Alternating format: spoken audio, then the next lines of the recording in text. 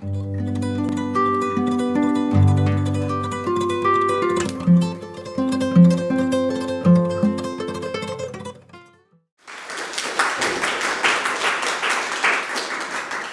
thank you for such a nice introduction. Hello everyone. As Rory had said, I'm Carolina Granado. I'm truly grateful for the opportunity to speak here today at Rachel Carson. I'm currently a PhD student at the Instituto de Historia de la Ciencia. I've been working on my thesis for 2 years now, and I still have 2 years remaining. So what I'm presenting here is a work in progress. Feel free to make any suggestions and comments at the end. My research is focused on the role of experts in bringing the climate change problem to the international political arena in the late 80s and early 90s. After giving some overview of my thesis, today I will focus on the project I'm developing here at Rachel Carson. It is the study of the first international assessment institution on climate change, the Advisory Group on Greenhouse Gases. It was established in 1986 and it disappeared in 1990. 2 years after the creation of the well-known assessment institution that still exists today, the IPCC. Probably here, with this audience, I don't need to justify why social sciences and humanities are important to reflect on the environmental and social crisis we are currently facing. We know that human-induced climate change is more than a scientific problem. It is fundamentally a historical problem, a problem of changes in society's behavior over time, and how those changes have led us to a new era of human interactions with nature, the Anthropocene. We need now, more than ever, skilled and well-trained historian thinkers to help us explain and navigate this new world. But how precisely can the history of science contribute to the broader historical debate? I think the most puzzling historical question we face concerning climate change is why, despite an overwhelming scientific consensus on its human causes, the world community has been unable to respond to this crisis. In other words, why, if we know about climate change, we have not yet addressed properly. Why knowledge about the present and future impacts of climate change, such as floods, droughts, forest fires, or loss of biodiversity, have not made any difference in the way we tackle the issue in international governance? Historical studies of climate change science can contribute to understanding this perplexing situation, especially through a critical analysis of the role of science in these past events and the debunking of some prevalent myths surrounding it.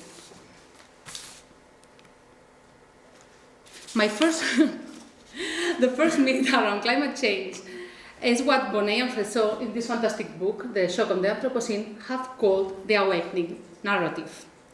This narrative transmits the idea that in the past, people were unaware of the environmental consequences of their actions, and that society was blind to the impacts of industrialization and the increasing use and burning of fossil fuels. It was thanks to scientists, according to this myth, that we have now awakened from this state of ignorance. This narrative is often followed by the idea that scientists are the ones who have the knowledge and the abilities, and therefore the right to speak for nature. This cartoon perfectly exemplifies this idea. Scientists are earth doctors, and for these reasons, they are the ones who have the right to say what the earth needs to heal. At the same time, scientists, to maintain their credibility and authority, are expected to remain objective and not talk politics. This, as you may imagine, presents a problematic starting point for thinking about scientists' position in policymaking debates. Another myth that history of science can address is the deeply rooted belief in scientific process. Don't get me wrong, I'm not suggesting that climate scientists have not made any improvements in understanding how our climate system works. Clearly they have. For instance, we have here the Killing curve, which shows the carbon dioxide concentrations in the atmosphere from 1958 to the present day. Next to it, we can observe what is commonly known as the hockey stick graph, depicting northern hemisphere temperatures anomaly in recent decades. Climate scientists have better understanding of the causes and natural consequences of climate change than ever before. However, my point is that narratives of intellectual progress often oversimplify the relationship between ideas and actions. In other words, these narratives tend to assume that scientific advancements in our knowledge of the world will automatically translate into political progress, creating better policies to mitigate and adapt to climate change. Unfortunately, this has not been the case. History of science can help us clarify some of the reasons why climate experts have struggled to transform their knowledge into effective policies. The creation of these myths is closely related to how climate change history has been narrated, often by the scientists themselves. In the following minutes, I'll summarize the commonly accepted vision of climate change history. Without denying that these events were key to the development of climate change science, I'll try to argue that they fall short in addressing crucial questions that could be useful in reconsidering the narrative I just presented. Climate science has its roots in the military context of the Cold War. In 1957, during the International Geophysical Year, climate scientists sought increased funding for research in the atmosphere and the oceans, emphasizing that potential global warming would benefit the geopolitical position of the Soviet Union. The launch of Sputnik increased concern that Russian scientists could be learning how to control and manipulate climate, prompting the United States government to frame climate change as a national security issue and allocate substantial resources to research. This led to the rise of numerical weather prediction and the emergence of the first comprehensive models of atmospheric circulation to simulate, with the aid of computers, global climate. At the same time, the end of the Second World War is widely acknowledged as the starting point of the emergence of environment as a significant political, economic, and scientific concept. The publication of Silent Spring catalyzed the birth of Western environmentalism. Marked by the first major protest and demonstration concerning environmental issues. It was in this context that climate change started to be perceived also as an environmental problem, primarily associated with pollution.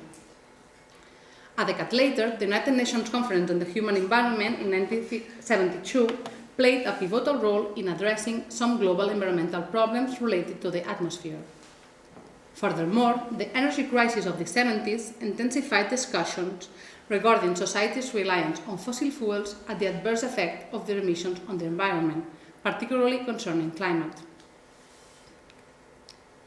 The first international effort to address climate change was made at the First World Climate Conference, held in Geneva in 1979.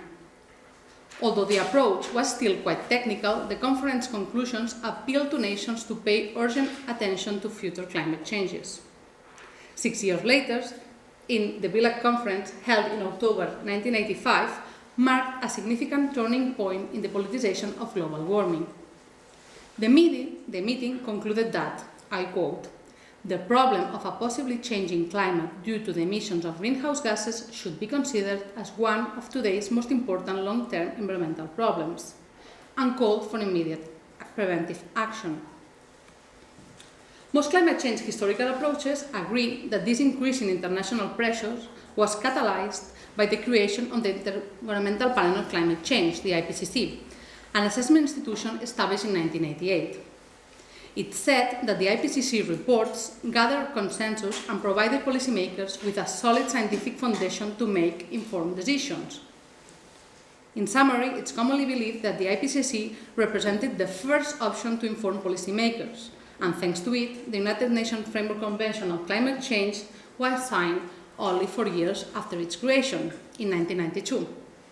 It seems a successful story. However, a close analysis of historical sources shows that much more happened during the 80s decade, and that this account for the establishment of international assessment of climate change is simplistic and need to be rewritten.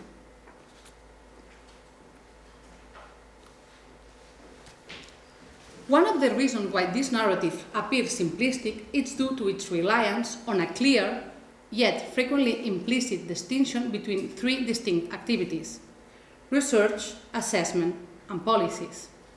The underlying assumption is that in this narrative is that the relationship follows a linear path. First, research is conducted at universities, generating highly technical knowledge often considered impractical for policymaking.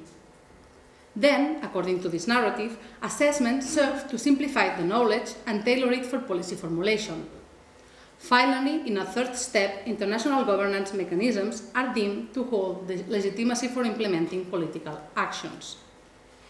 Historiographical approaches to climate change, despite acknowledging the importance of assessments in connecting these two important realms, have surprisingly paid limited attention to assessments that are often approached as opaque and enigmatic black boxes. Understanding the complexities of such activity is at the core of my thesis. My research is situated within a broader scholarly discourse on global environmental assessments. From this perspective, those are regarded as the entire social process by which expert knowledge is summarized, integrated, and presented to inform policymaking. In this sense, assessments indeed function as bridges between the scientific and the decision-making community. However, they are much more than mere summaries, and their influence is not unidirectional. This process of co-construction and transmission of expert knowledge to the political arena holds epistemological value, as assessments possess the capacity to reduce uncertainties and clarify concepts. Assessments actively shape the direction and focus of research agendas, and by making explicit the knowledge that is lacking. Moreover, the relationship between assessments and policymaking is not linear either. Advisory documents, like any simplification of knowledge, are not politically neutral. As historians of science have argued, experts often simplify science with an eye towards persuading their audience to support their goals. Equally, during the policymaking process, new questions rise, questions that go back to be addressed by the next assessment produced. Analyzing climate change assessments and their complex relationship to scientific production and policymaking can help us think more critically about the place of knowledge in political decisions.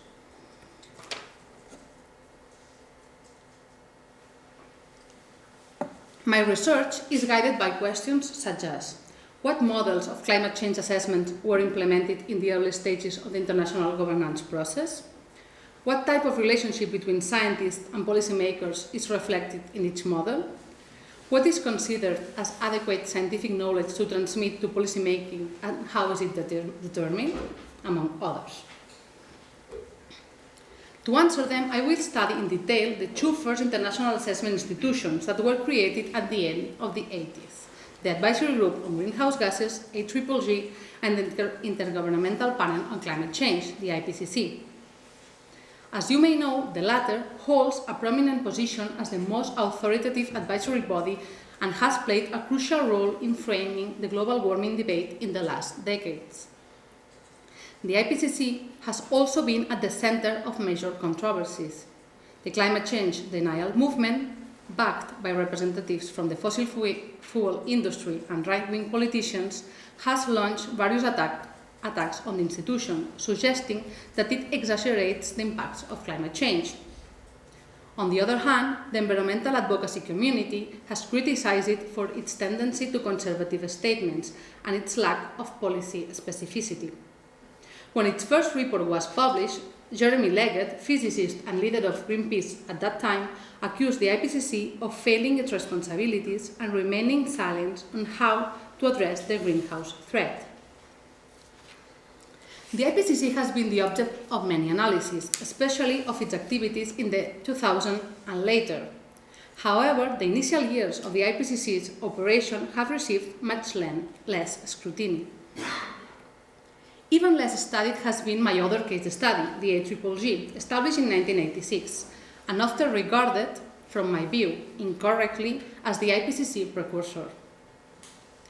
Established at a time when clear standards and norms for conducting climate change assessments were still evolving, the AGGG, guided by a group of scientists concerned about global warming, was a pioneer in organizing interdisciplinary workshops and conferences with an emphasis on the policymaking process.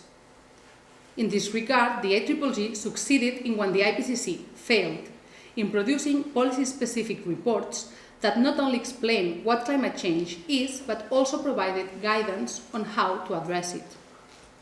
These efforts were instrumental in raising awareness and bringing the issue to the forefront of the political arena. However, the institution disappeared only 4 years after its creation. In the minutes remaining, I will give you a short introduction to this organization. I'll be happy if you leave this room with some basic questions, answers, such as who participated in the AGGG and for what reasons? How did members of the AGGG seek to have an impact on the political process? What knowledge did they think was more useful for this purpose? And why did the AGGG disappear? As I mentioned before, the BILAC conference, held in 1985, marked a significant turning point in the politicization of climate change.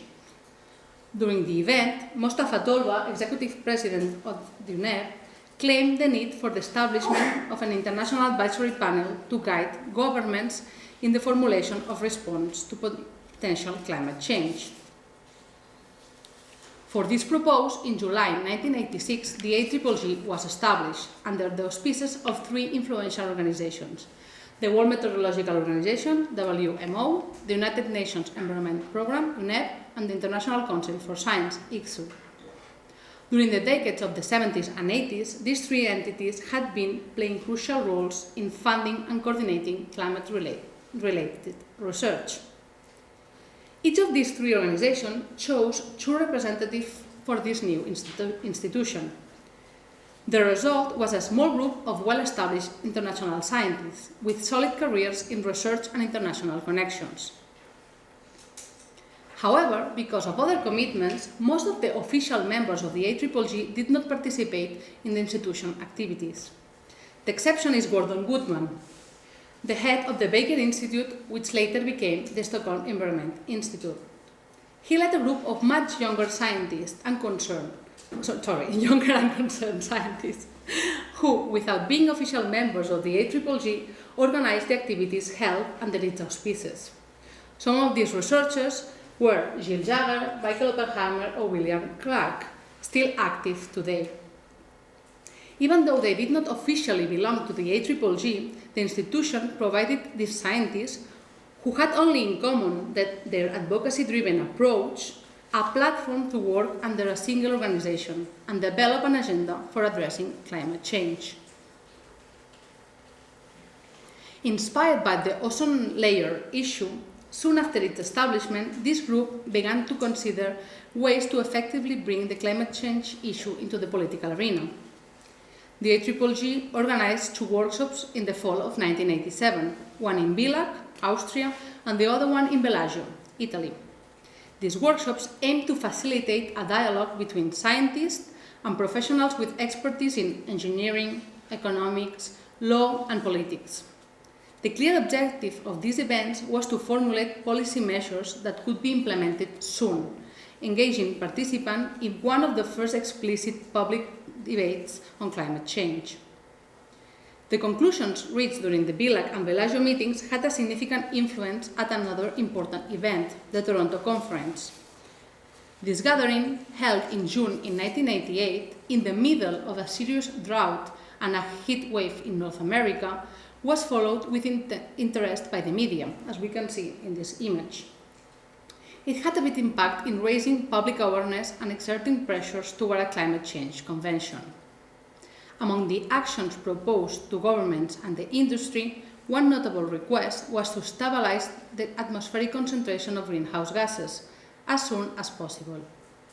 Moreover, it was proposed a numerical target as an initial global goal to reduce carbon dioxide emissions by 20% of 1988 levels by the year 2005.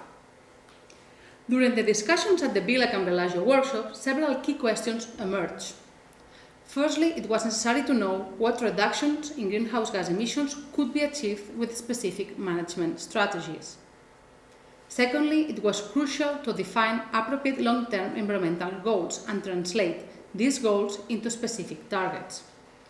The AGGG members were asked to rigorously answer these questions.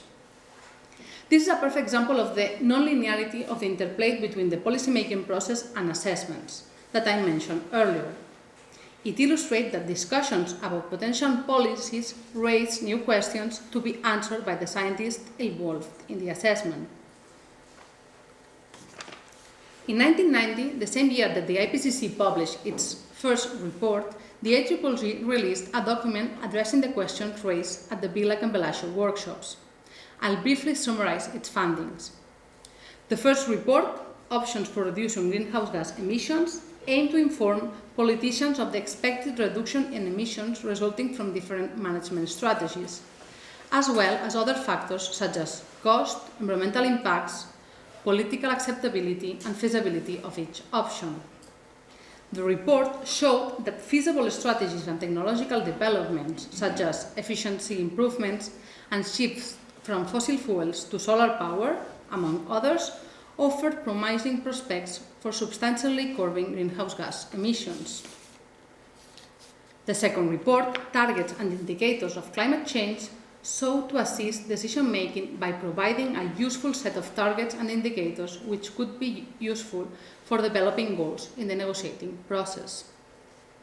After considering the resilience of both human societies and ecosystems, the report proposed specific targets such as a maximum rise of 0.1 degrees per decade or an absolute temperature increase of 2 degrees. It is interesting to note that the IPCC specifically stayed away from endorsing targets for political action until several decades later. Despite these promising outcomes, those were overshadowed by the IPCC reports and received limited attention in the political arena. The last part of my research delves into the reasons behind the IPCC dissolution, only a few months after the release of its reports. This section has not been fully developed yet. I'm working on that here. So I'll just outline some of the hypotheses that I'm working on. All of them are likely to play at least a small role in the organization demise. Firstly, the fact that the original representatives of the IEEE did not engage in the institution compromised its credibility.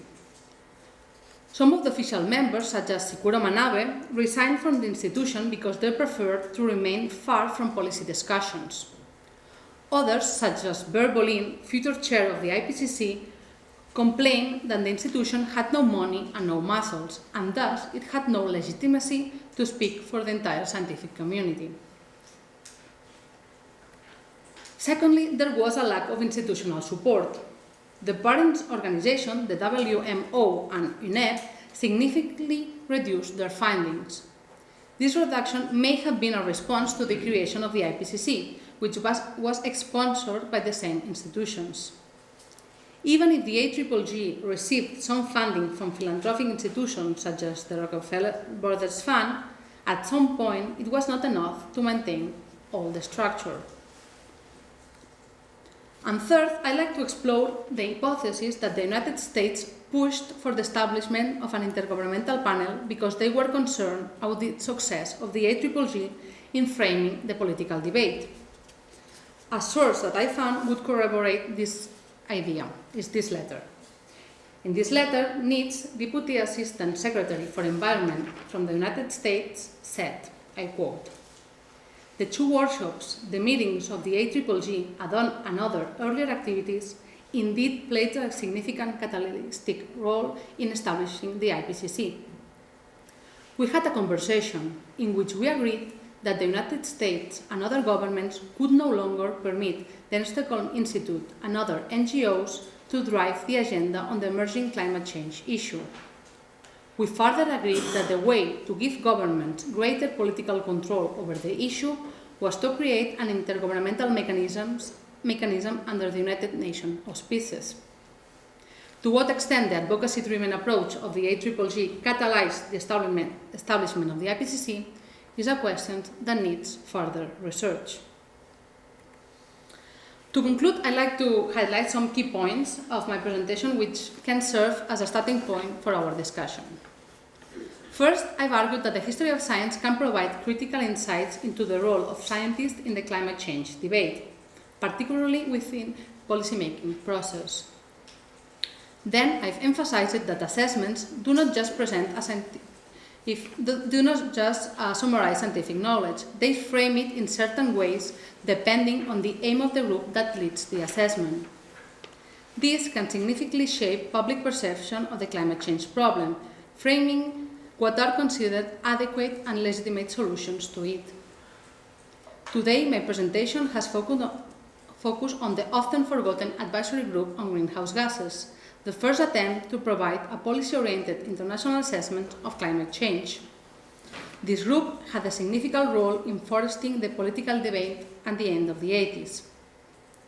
The dominance of the IPCC, both in the assessment process and the historiography of science, has narrowed our potential for understanding the multifaceted nature of climate change knowledge and how it can be assessed.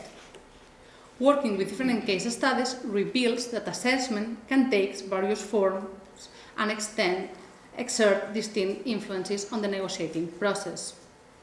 I hope that exploring alternative forms of expertise and assessment methodologies from past provides new perspective that may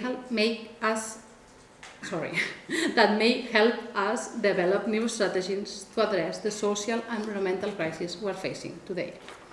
Thank you.